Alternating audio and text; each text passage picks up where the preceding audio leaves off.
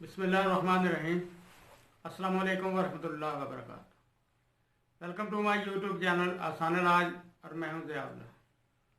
मुहतरम नाजरीन, जिस तरह के आप जानते हैं कि हमारा चैनल आसान नुस्ख़ाजात पर मुश्तमिल और तजर्बाशुदा नुस्ख़ाजात पर मुश्तमिल है।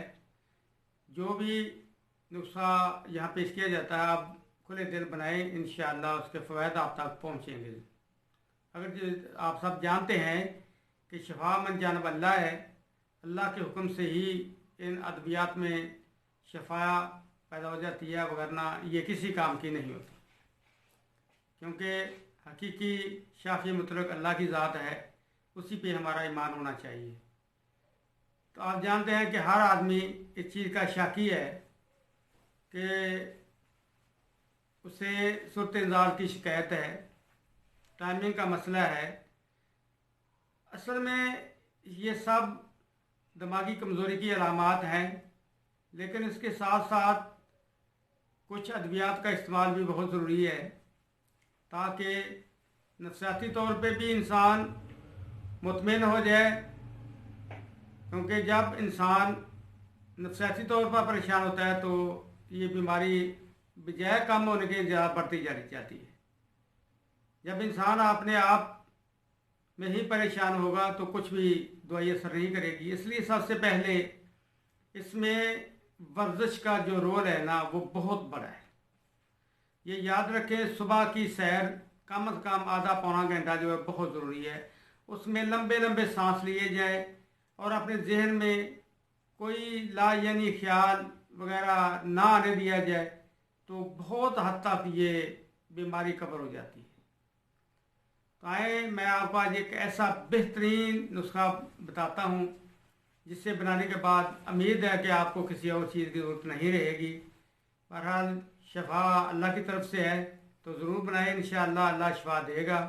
तो आए देखते हैं कि वो कौन सी चीज़ें हैं, कैसे बनाना। ये गुलाब है, देसी गुलाब या ईरानी गुलाब इसे कहते हैं, आमतौर पर बोला जाता है। ये ले लें, इसकी सिर्फ पत्तियाँ लेनी है आपने। ये याद रखें कि ऐसा गुलाब ना लें जो ग्रे कलर का हो चुका हो। इस तरह का ये पिंकिश सा होगा, ये गुलाब आपने ले लेना है। इसमें से ये जो इसके डोडियाँ वगैरह है ना, ये निकाल दें। सिर्फ पत्तियाँ आपने ये हासिल करनी है। 10 ग्राम ये गुलाब की पत्तियाँ ले लें। 5 ग्राम ये सलाजीत ले लें आप। अगर नरम हो तो इसे फ्रिज के उतले खाने में रख दें, चंद मिनट के बाद ये टाइट हो जाएगी और पीसनी आसान हो जाएगी। ये तुहम टंगन है, ये 20 ग्राम लेने हैं आपने। ये तुहम जौज़े मासल स्याह है, दतूरा स्याह के बीज हैं, ये भी आपने 20 ग्राम लेने हैं। अलग से अच्छी तरह कूट कर छलनी से छान लें, ताकि कोई इसका मोटा ज़रा इसमें ना रहे, क्योंकि ये बहुत खुश्क होता है, इसलिए एहतियात ज़रूरी है। अगर का 10 ग्राम ले लें अच्छी क्वालिटी का। इसकी पहचान ये है कि थोड़ा सा मुंह में डालें, चबाएंगे तो वहाँ से सुन्न हो जाएगा मुंह, ये इसकी पहचान है। 20 ग्राम आपने फली कीकर लेनी है, जिनमें अभी बीज ना पड़ा हो। ये 50 ग्राम आप लेंगे तो इसमें से जितना भी मगज़ निकले, आप तमर हिंदी से के बोलते हैं, बड़ी इमली के बीज इंडिया से आते हैं, ये आपने 50 ग्राम लेने, जितना भी मगज़ निकले इसमें शामिल कर लेना। ये कमर का से 30 ग्राम आपने ये ले लेनी है। इन तमाम को आपने कूट कर सफूफ मिला लेना है। अगर इजाज़त दे आपकी जेब तो 10 ग्राम कुश्ता कली इसमें आपने मिक्स कर देना है, बस, और कुछ नहीं मिलाना आपने। छोटा चम्मच सुबह और शाम दूध के साथ आपने इसे इस्तेमाल करना है।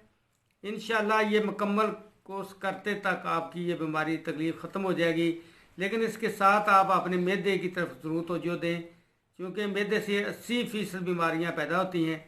मैदा तंदुरुस्त तो इंसान तंदुरुस्त, मैदा बीमार तो आप बीमार। इसके साथ आप ब्रायलर मुर्ग से परहेज़ करें, ब्रायलर अंडे से, इसका फार्मी अंडे से परहेज़ करें, और जितनी भी मसनूआत डेयरी की हैं, बेकरी की मसनूआत, वो आपने इस्तेमाल नहीं करनी, ना कोल्ड ड्रिंक्स वगैरह इस्तेमाल करने। ये बीमारियों की जड़ हैं। तो इंशाल्लाह ये बहुत अच्छा नुस्खा है, बनाएं और अपनी दुआओं में हमें भी याद रखें। अस्सलामु अलैकुम वरहमतुल्लाहि वबरकातुहू।